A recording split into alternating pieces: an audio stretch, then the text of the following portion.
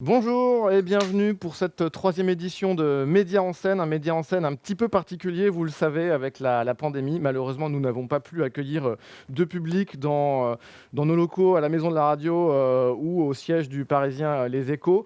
On est donc en visioconférence, malheureusement, mais bon, en même temps, la qualité est là, les intervenants sont là. On va commencer avec une première masterclass ce matin. Pendant une demi-heure, on va parler de LinkedIn. LinkedIn, vous connaissez forcément ce mot, ce nom de réseau social, mais peut-être que vous ne connaissez pas finalement toutes les interactions que vous pouvez faire avec LinkedIn. C'est ce qu'on va voir avec Sandrine Chauvin. Bonsoir Sandrine, enfin bonjour plutôt, puisqu'il est 9h30. Bonjour Benjamin. Alors vous êtes en direct de votre bureau, vous télétravaillez, voilà, comme beaucoup de Français. Exactement. Vous êtes la directrice de la rédaction de LinkedIn. Vous êtes journaliste, directrice de la rédaction LinkedIn Actualité Europe, Moyen-Orient et Amérique latine. Vous pilotez la stratégie éditoriale de LinkedIn, entourée d'une équipe de plus de 20 journalistes répartis dans 9 pays. Ça commence à faire pas mal. Votre mission: aider les professionnels à s'informer et à s'exprimer sur l'actualité économique. Alors, je ne vais pas rappeler trop de chiffres parce que vous allez faire une présentation assez détaillée. Mais tout de même, pour ceux qui ne connaissent pas LinkedIn, alors ils ne sont pas très nombreux, mais on va quand même expliquer un petit peu ce que c'est. Une entreprise américaine créée en 2002, lancée en France en 2008, qui appartient à Microsoft depuis 2016. Premier réseau social professionnel mondial. Je suis sûr que beaucoup de gens qui nous suivent sur ce live ont déposé un CV, même s'ils ont fait que ça. Ils ont au moins déposé leur CV. De temps en temps, ils vont regarder pour des petites annonces d'emploi, mais LinkedIn, c'est bien plus vaste que ça. Il y a 20 millions de membres en France, 660 millions dans le monde. Et avec vous, eh bien, on va voir comment vous avez transformé cette plateforme en un média. La transformation en média d'une plateforme, le cas LinkedIn. Eh bien, Sandrine Chauvin, c'est à vous. Merci Benjamin. Donc je vais commencer par me présenter. Vous m'avez présenté, je m'appelle Sandrine Chauvin, je suis journaliste. Je travaillais auparavant pour Capital et la Harvard Business Review.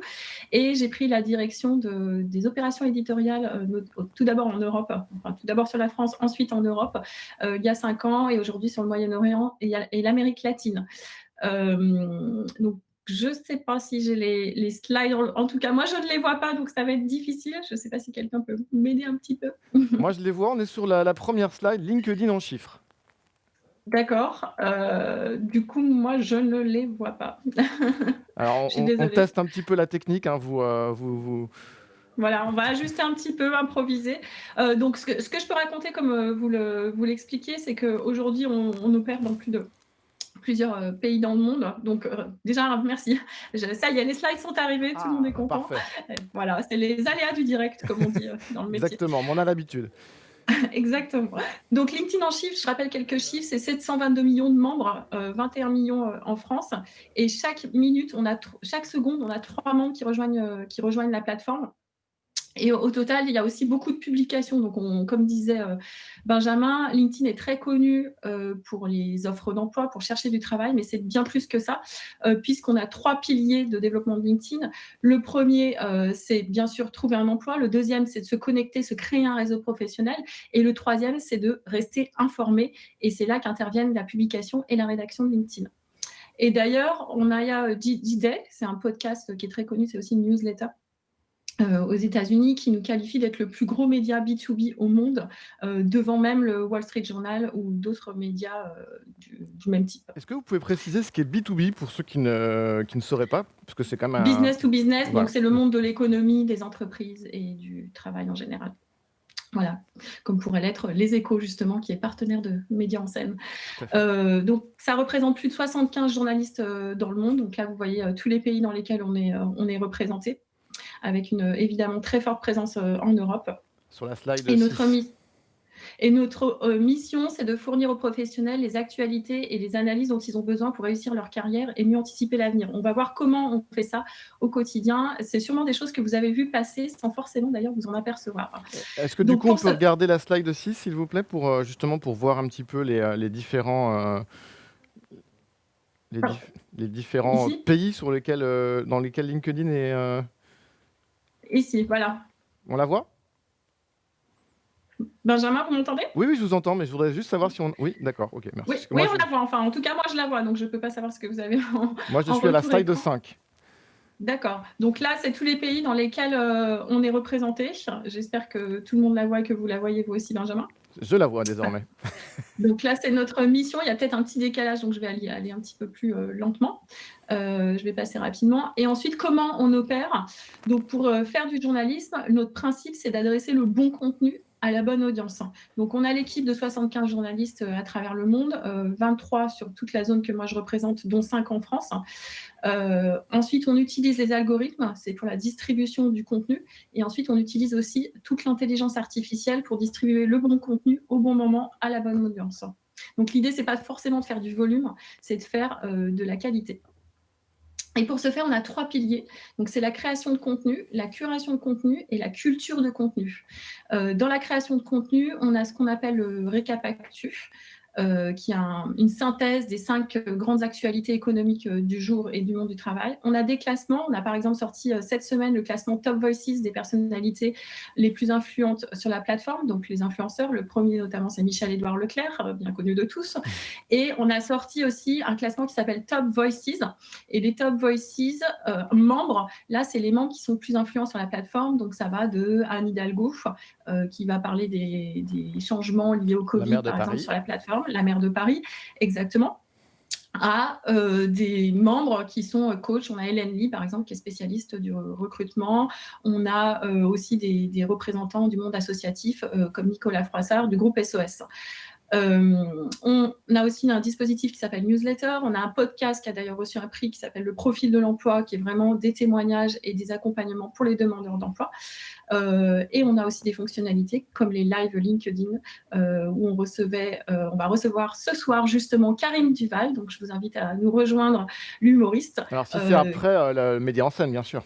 C'est après Média en scène, à la fin de la journée. Si vous n'avez pas quoi faire, je vous invite à nous rejoindre sur LinkedIn Actualité, sur le live. On aura l'humoriste Karim Duval, qui s'est fait connaître, et notamment sur LinkedIn, avec son sketch sur le Covidisme, la nouvelle religion, que je vous invite aussi à revoir sur son profil. Et on a une fonctionnalité. Donc il y a de l'humour sur LinkedIn alors? Il y a aussi de l'humour sur LinkedIn, toujours en lien avec le monde de l'économie et professionnel, puisqu'on reste dans un cadre professionnel. Ensuite, on fait de la curation de contenu, donc chacun sur son contenu. Vous le voyez quand vous arrivez sur la homepage, c'est-à-dire la page d'accueil de chacun de votre profil. Il y a un petit bloc qui s'appelle Actualité. Et là, ce sont des pages à la une qu'on crée tous les jours sur les actualités du jour, donc évidemment économiques et professionnelles. Et ensuite, on fait de la culture du contenu. Donc, on a le programme influenceur. Là, c'est les personnalités les plus influentes au monde, dans un petit groupe que vous pouvez reconnaître via un badge in bleu où c'est écrit influenceurs.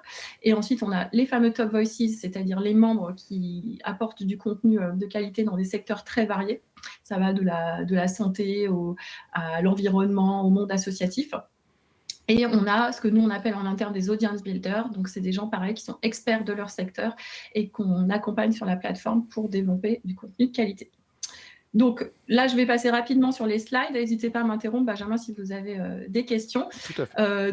Donc ça, c'est le récap actu que vous voyez sur la gauche. C'est une synthèse tous les jours. J'ai une petite question, ce classement, il est effectué comment? Tous les Top Voices, les influenceurs, qui est-ce qui comment vous le faites en fait? C'est par l'influence qu'ils ont, c'est par le nombre de pages qui est visité, le nombre de personnes qui les suivent? Alors, oui, vous avez raison sur tout ça. C'est-à-dire tous les classements qu'on fait, c'est Top Startup. Donc, c'est le classement des startups les plus attractives en France. Top Companies, classement des entreprises les plus grandes, les plus attractives en France. Et Top Voices, donc ça fait 3 classements par an. Tous ces classements sont faits sur la base des data LinkedIn.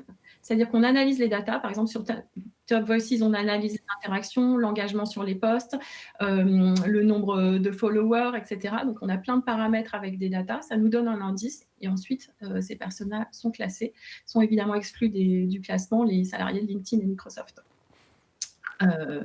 J'espère que... Vous n'êtes pas dans le classement, du coup? Je ne suis pas dans le classement, non. Peut-être un jour après ma deuxième vie chez LinkedIn. Donc, là, ce que vous voyez à l'écran, c'est le récap actu qui arrive par email, qui arrive aussi dans vos notifications. Donc, les notifications, vous savez, c'est la petite cloche qui est sur l'appli et sur ordinateur. Et puis, par email, c'est par email, comme le nom l'indique. Ensuite, ça, c'est les pages à la une dont je vous parlais tout à l'heure, qu'on crée chaque jour sur les actualités à la une. On a d'ailleurs des journalistes, par exemple, des Échos, qui régulièrement nous envoient des articles et qui sont dans ces pages à la une, où on fait un point sur l'actualité économique tous les jours. Là, vous me parliez des classements, donc c'est vraiment les data au service de l'information. On utilise les data LinkedIn pour mesurer l'impact des changements et anticiper les changements dans le monde professionnel. Donc je ne vais pas revenir dessus, on en a parlé. On en a 2 autres dont je n'ai pas parlé qui sont un petit peu différents, c'est Big Ideas. Alors Big Ideas, c'est vraiment les grandes idées qui vont transformer le monde en 2021, notamment, là on va en sortir un bientôt. On en a sorti un juste après la crise, enfin le premier confinement en juin 2020, où on analysait les grandes tendances à l'œuvre dans le monde professionnel et qui vont transformer le monde du travail durablement.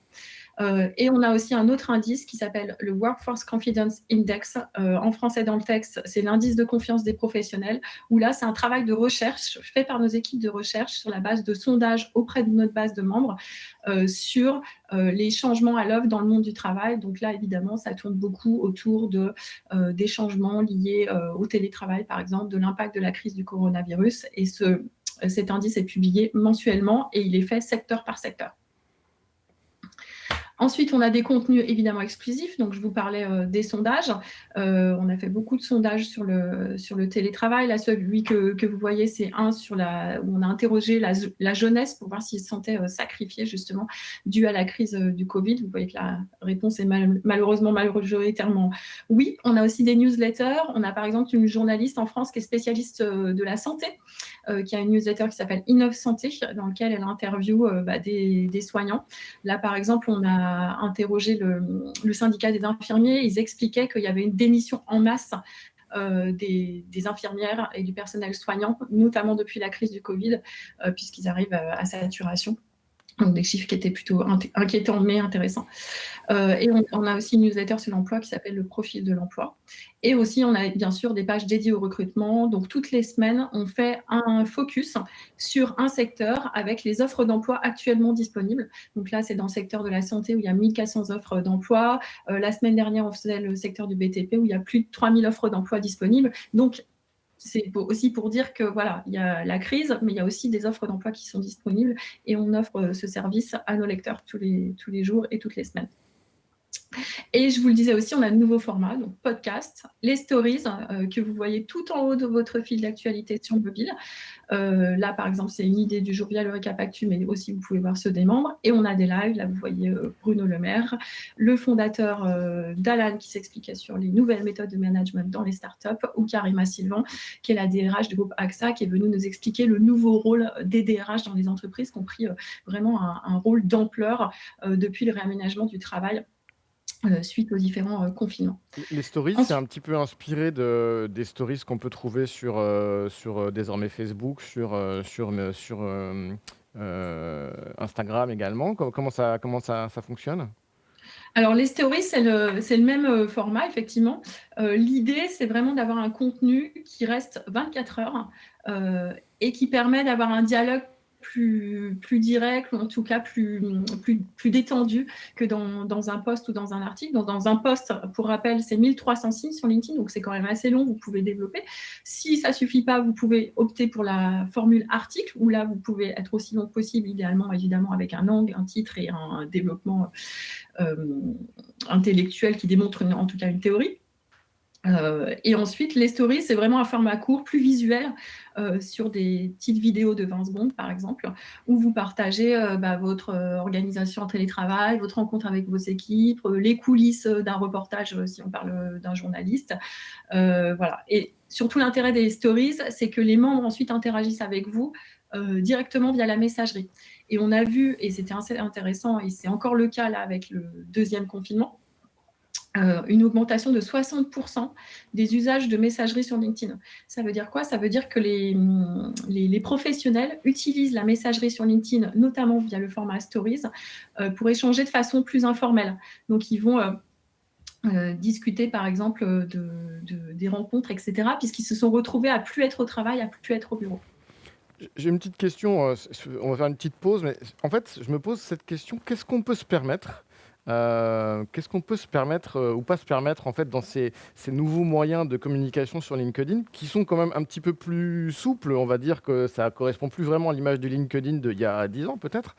Quand on reste sur un média de «travail» entre guillemets et de relations entre professionnels ou d'employés à professionnels. Quelle liberté on peut s'accorder? Est-ce qu'on a le droit d'avoir un ton un petit peu un peu différent, un petit peu plus décalé en fait, tout simplement? Je pense qu'on a le droit et comme, vous le disiez, il y a des formats qui s'y prêtent très bien, par exemple les stories, où c'est un peu finalement le rendez-vous machine à café, de façon, virtuelle. Heu, Après, il faut savoir que tout ce qui est fait sur LinkedIn est fait, via votre profil, donc indirectement via votre curriculum vitae.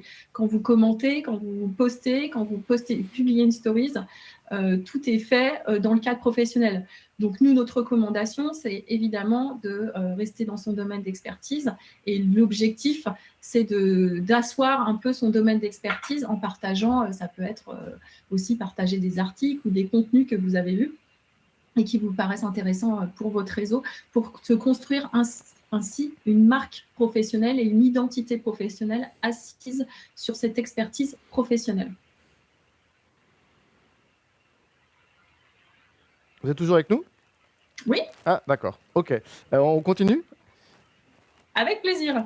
Alors par contre, je ne vois plus la slide, mais Ah hop, ça, d'accord, c'est ah pas mince, grave. on est On revenu au on fait début. Bon, avec je la les, repasse. on fait alors je vous rappelle, hein, si vous nous suivez sur le live que donc on est dans des conditions un petit peu particulières puisque c'est une édition 100 numérique et que du coup voilà, là on fait moi je suis journaliste radio, je fais un petit peu de télé mais avec des slides sans avoir de retour donc c'est un petit peu rock'n'roll mais c'est pas grave. Je vais en profiter pour vous poser une petite question que, les personnes qui nous suivent sur le stream, sont en train de poser. Il y a une personne qui demande s'il y a un classement, Top Voices 2020 des journalistes qui existe. En gros, il trouverait que ça serait intéressant de le faire. Alors, on n'a pas, en tout cas pas encore en France, des classements par secteur. Voilà, mais il y a, alors cette année, il y en a pas, mais il y a eu des journalistes qui étaient dans le classement. Il y avait, par exemple, l'année dernière, il y avait Quentin Périnel, il y avait David Abiker, il y avait Juliette Nouel, qui est spécialiste des questions d'environnement. Donc oui, il y a aussi des journalistes qui peuvent être dans le classement Top Voices, tout à fait. Mais Mais on il n'est n'a pas pas pour l'instant, en tout spécifique. cas, de Pour classement l'instant, c'est dédié. pas spécifique. On a bien compris. Bon, je ne serai pas dans le classement alors, malheureusement.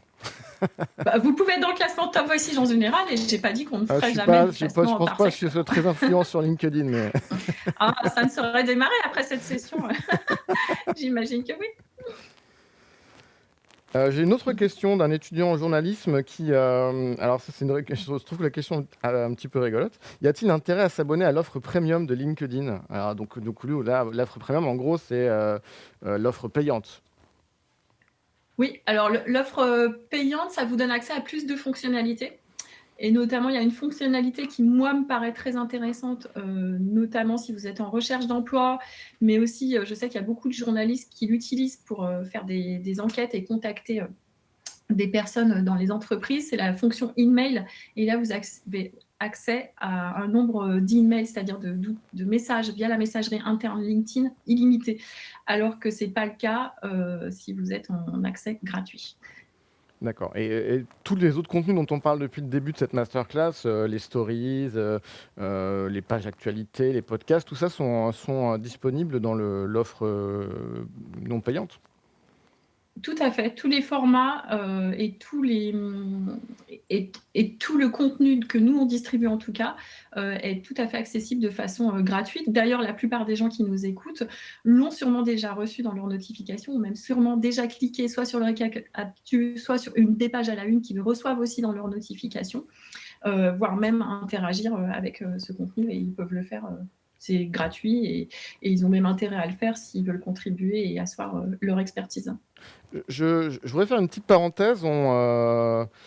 On est en période de pandémie, en période de Covid. C'est la raison pour laquelle ce média en scène est très particulier et qu'il est fait en grande majorité à distance.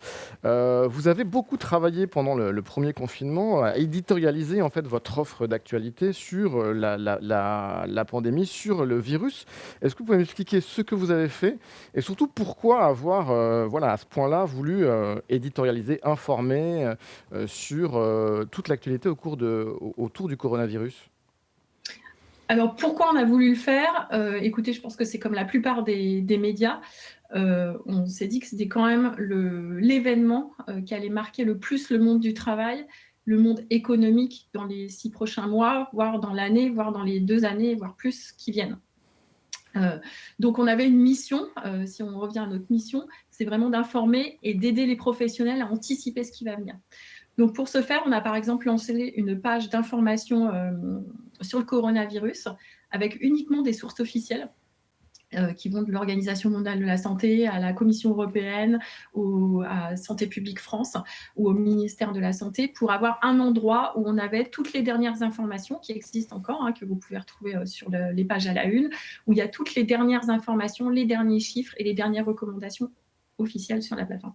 Ensuite, ce qu'on a fait, c'est qu'on a suivi l'actualité de près. Donc, tous les jours, on trouvait un angle. Par exemple, ça pouvait être sur les dispositifs du télétravail. Ça pouvait être sur les aides et les dispositifs d'accompagnement des TPE, PME qui ont quand même été en première ligne et qui sont encore en première ligne dans ce secteur. On faisait encore une page à la une hier, par exemple, sur les restaurateurs, avec un restaurateur qui poussait un coup de gueule en disant « mais moi, je vais mettre la clé sur le rideau, aidez-nous, faites quelque chose, sauvez-nous ». Donc, on a refait un point sur ça pour dire voilà, quelles sont les aides disponibles, quelles sont les informations, comment est-ce qu'ils peuvent survivre, comment il y en a qui développent des bonnes pratiques. Donc ça, tous les jours, on avait un angle. On a aussi développé, durant le premier confinement, un hashtag dédié avec toute une série de contenus qui s'appelait hashtag tous solidaires, où là, on mettait en avant des entreprises, des professionnels qui se sont mobilisés pour venir aider d'autres professionnels ou d'autres entreprises à résister et à s'organiser durant le premier confinement. Et du coup, ça leur faisait un espace de visibilité et d'expression qui était dédié avec ce hashtag-là et toutes ces pages à la une là. Et la troisième opération qu'on a fait, donc on a fait une page officielle, des angles tous les jours avec des pages à la une et qui étaient aussi dans le récap actu et des conversations dédiées. Le troisième, c'est qu'on lance des sondages pour prendre un peu la température du monde professionnel durant ce confinement, soit via les data LinkedIn, par exemple via le Workforce Confidence Index, donc l'indice de confiance des professionnels, soit via des sondages sur la page LinkedIn Actualité. Et le quatrième pilier, c'est les LinkedIn Live. Donc, dans les lives LinkedIn, on a par exemple eu Bruno Le Maire qui, le lendemain du déconfinement, sur le premier confinement, est venu nous expliquer, comment ça allait s'organiser, et quels étaient tous les dispositifs d'aide pour les secteurs, notamment les TPE, PME. On aura notamment la ministre du Travail qui viendra mardi prochain nous parler notamment des dispositifs et des discussions en cours sur le télétravail pour justement accompagner les chefs d'entreprise, les TPE, les PME et les professionnels qui, à l'heure actuelle, se pose beaucoup de questions sur l'organisation du monde économique et du travail dû à la crise du coronavirus. Et j'ai envie de rajouter un point, si je peux me permettre, c'est sur le podcast. Donc, sur le podcast, le profil de l'emploi, on a tout de suite ajusté avec des angles qui étaient de dire, voilà, les jeunes diplômés notamment se retrouvent en première ligne et notre objectif était d'aider les demandeurs d'emploi à réagir pour idéalement trouver un emploi avec l'aide d'un coach connu. Ça peut être par exemple le patron de Blablacar. J'ai une question. Et donc là, on a réagi en trouvant des témoignages de jeunes qui témoignaient sur quel a été leur impact et comment ils peuvent rebondir ou en tout cas s'arranger pour souffrir le moins possible de la crise. Je vais vous donner une question que je trouve assez intéressante qui a été posée par une des personnes qui nous suit, qui voudrait plus de détails sur la transformation de votre plateforme vers un média. Alors déjà, pourquoi avoir fait ce changement, les difficultés que vous avez pu rencontrer et l'enjeu pour vous. C'est vrai qu'on se pose la question de la raison de cette transformation. On imagine que c'est pour accroître l'audience et apporter plus de services, mais c'est à vous de nous répondre. Alors, comme je le disais, il y a 3 piliers sur LinkedIn. Le premier, c'est rechercher un emploi. Le deuxième, c'est rester connecté.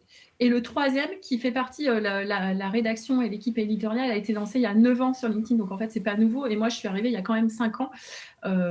Donc là, ceux qui nous écoutent ont peut-être l'impression de le découvrir parce que ce n'est pas forcément naturel et vous avez forcément déjà interagi avec ces contenus, mais de façon moins proactive qu'en allant sur un média traditionnel. Et donc, du coup, on est convaincu que par ces 3 piliers, la valeur, la proposition de valeur, rester informé, nourrit le fait de rester connecté avec son réseau, de s'installer dans son réseau, de développer son réseau et accompagne la recherche d'emploi puisque ça va vous permettre d'anticiper, par exemple, les nouvelles tendances pour savoir quels sont les métiers d'avenir. Ça va vous permettre d'anticiper la réouverture, de connaître les nouvelles aides, etc. Donc, pour nous, on a vraiment une mission et c'est inscrit dans nos missions et dans notre vision de tous les jours fournir aux professionnels ces informations pour qu'ils anticipent et qu'ils restent meilleurs dans leur carrière ou en tout cas qu'ils puissent accéder à la recherche d'emploi et développer leur recherche d'emploi de manière efficace. Et Donc ça fait vraiment partie des piliers à l'origine de LinkedIn. l'idée était quand même, j'imagine, que les personnes qui au départ utilisaient LinkedIn comme vraiment on pose son CV ou faire de la recherche d'emploi se connectent plus entre elles et donc d'une certaine manière aussi passent plus de temps aussi sur la plateforme. Aussi, c'est vrai que du coup, ils passent plus de temps.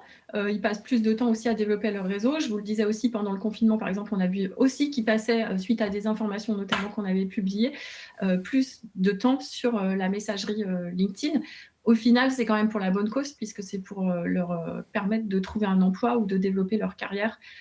Donc les trois sont imbriqués et servent à un objectif qui est d'accompagner les professionnels. Alors j'ai une question, je ne sais pas si vous pourrez répondre, mais en tout cas elle est posée dans le chat. Comment devenir journaliste pour LinkedIn? Ou si ce n'est pas possible, quels conseils vous donnez pour fournir des contenus à LinkedIn Actualité? Alors, comment devenir journaliste pour LinkedIn? Il faut devenir journaliste tout court, Alors, j'imagine. pour l'instant, j'ai pas de poste ouvert, mais bon, j'avais dit ça il y a 5 ans et maintenant j'ai une équipe de 23 personnes, donc voilà, peut-être doublera-t-elle l'année prochaine ou dans les 2 prochaines années. On est en recrutement perpétuel. Donc c'est assez simple. Moi, je viens d'un média traditionnel. Tous les journalistes que j'ai recrutés viennent de médias traditionnels. Par exemple, on a Marie Malzac, dont je parlais tout à l'heure, qui est spécialiste de la santé, qui vient de La Croix et qui est passé aussi par l'AFP. On a un autre journaliste qui vient de Capital. On en a un autre qui est passé par le Figaro et Business Digest. Voilà, on vient tous de médias traditionnels. Donc, on fait Ah, je ne vous entends plus, Sandrine. Il y a une petite coupure. Je ne sais pas si une coupure Internet ou coupure de réseau. Bon, j'en profite le temps qu'on retrouve Sandrine pour dire à tous les participants, à toutes les personnes qui nous suivent, que toutes les conférences de Médias en scène sont disponibles ensuite en replay. C'est-à-dire là, on est en direct et tout est désormais... Excusez-moi, vous me parlez ou... Non? Ça continue? On est toujours... Ok, d'accord, faut juste me préciser. Donc, toutes les conférences sont à retrouver en replay sur le site de mediaenscène.com. Voilà, là, nous sommes en direct, mais vous pourrez nous retrouver et surtout par toutes les conférences auxquelles vous n'avez pas pu participer, ou si vous prenez une conférence en cours, eh bien, vous pourrez tout retrouver. On a perdu visiblement Sandrine Chauvin. On n'arrive Ouais, pas... vous m'entendez? Ah, je Pardon, vous entends. Benjamin. Ah, bah voilà, on vous a retrouvé, Sandrine. Je me sentais bien Voilà. seul d'un coup. D'accord. Moi, j'avais pas. Oui, bah oui, je comprends. Mais écoutez, moi, j'avais pas de problème de mon côté, mais a priori, c'est revenu, donc c'est une bonne nouvelle. C'est une bonne nouvelle, Et effectivement. je voulais finir de répondre quand même à la question du participant ou de la participante qui posait la question. Et ensuite, pour suggérer des contenus à la rédaction de LinkedIn, pour qu'ils soient mis en avant dans les pages à la une notamment, vous pouvez... il suffit de s'exprimer sur un sujet d'actualité. On a des outils qui nous remontent le contenu que vous postez, mais bon, comme vous l'avez compris, on a quand même un focus sur l'actualité, donc si c'est en lien avec l'actualité, il y aura plus de chances que ce soit mis en avant. Et la deuxième option, mais toujours pareil, il faut que ce soit en lien avec l'actualité, c'est de l'envoyer à rédaction@linkedin.com où on reçoit tous ces mails et vous aurez une réponse de notre part. Vous êtes aussi notifié, il faut savoir, via la plateforme quand votre article, votre post est mis à la une. Donc, ça vous permet de le savoir assez facilement. Sandrine Chauvin, on va bientôt terminer cet entretien puisque nous avons quasiment atteint les 30 minutes. Je vous pose deux dernières questions qui sont tombées dans le chat. Quel est l'effectif et le profil de votre équipe contenu, notamment en France? Alors ça, je crois que c'était 5, le nombre de journalistes que vous avez en rédaction. Oui, 5, dont moi. Dont vous, et sinon, vous êtes 23 journalistes dans 9 pays, c'est ça? C'est ça, exactement. Voilà. Et l'autre question, prévoyez-vous de lancer une page dédiée à l'élection présidentielle française de 2022? On y pense déjà, avec décryptage des programmes des candidats, par exemple. J'imagine peut-être axé plus sur l'économie. Alors, c'est des choses qui sont actuellement en discussion. Je peux vous dire ce qu'on avait fait sur la dernière élection présidentielle. On avait interviewé les candidats et on avait axé avec les candidats sur leurs mesures économiques. On a par exemple à l'époque Nicolas Sarkozy qui était venu annoncer son programme économique sur LinkedIn à l'attention des entrepreneurs Et on avait eu aussi Emmanuel Macron qui était venu parler d'emploi et qui nous avait fait des annonces exclusives sur son programme. Donc la réponse est oui. Il y aura forcément des échanges puisque je pense qu'il faut que les professionnels soient aussi au courant de ce qui peut arriver et ce que les candidats anticipent comme transformation et comme mesure à l'attention des professionnels, des entrepreneurs, des entreprises et bien sûr des demandeurs d'emploi. Merci beaucoup. Alors, j'ai une petite dernière question, on va la prendre aussi, parce qu'on voilà, on remercie les personnes qui participent. LinkedIn restera-t-il gratuit ou faudra-t-il souscrire à une offre premium pour continuer à bénéficier de ces services? Non, la vocation de LinkedIn, c'est d'être gratuit et d'être utile à la grande majorité du marché du travail et des professionnels sur le marché du travail, leur fournir des opportunités professionnelles. Donc, en tout cas, moi, je ne vois pas de raison pour laquelle tous ces services deviendraient payants. Sandrine Chauvin, je vous remercie. On a passé une demi-heure ensemble. Merci déjà d'avoir essuyé les plâtres d'une première Avec voilà, plaisir. de cette masterclass en visioconférence, en direct. Donc forcément, voilà, avec de la vidéo, avec des slides. Voilà, je vous remercie en tout cas. Vous avez été très bien, vraiment, bravo.